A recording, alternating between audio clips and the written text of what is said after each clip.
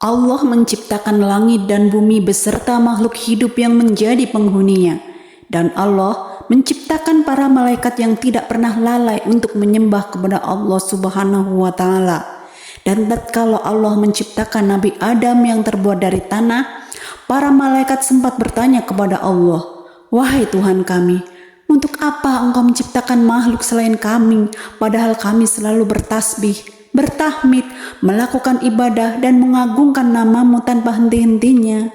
Sedang makhluk yang Engkau ciptakan akan bertengkar satu dengan yang lainnya, bahkan saling bunuh-membunuh sehingga akan terjadi bencana di atas muka bumi. Namun Allah memiliki kehendak lain. Allah lebih mengetahui hikmah di balik penciptaan Adam."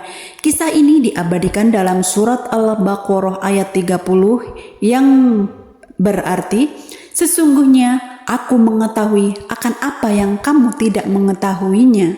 Kemudian Allah memerintahkan kepada para malaikat untuk bersujud kepada Nabi Adam sebagai penghormatan dan bukan sebagai ibadah.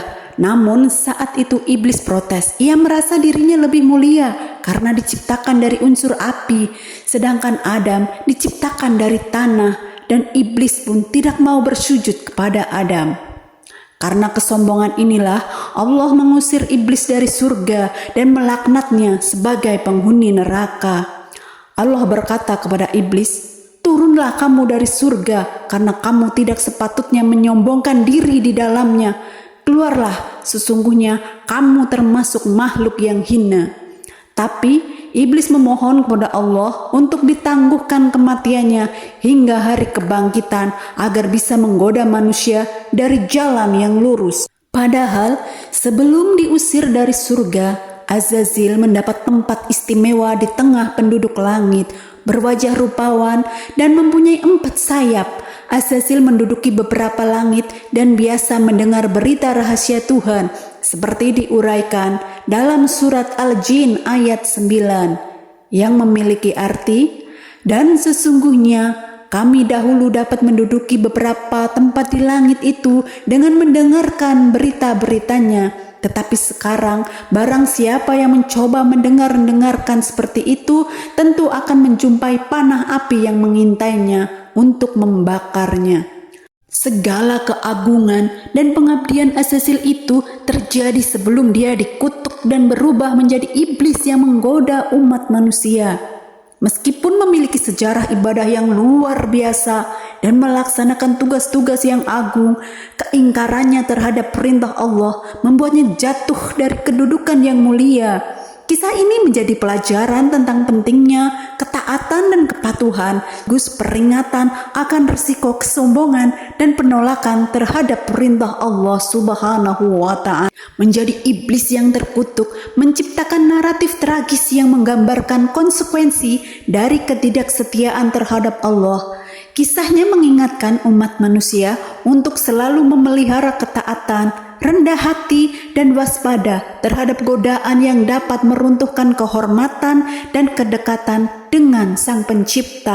Azazil diberi tangguh hingga akhir kiamat dengan janji untuk menyesatkan Adam dan anak cucunya seluruhnya, kecuali hamba-hamba Allah yang ikhlas di antara mereka. Selama 120.000 tahun beribadah, Azazil, si pemimpin para malaikat dan si bendaharawan surga, juga menyandang semua gelar kehormatan dan kemuliaan di tiap lapisan surga.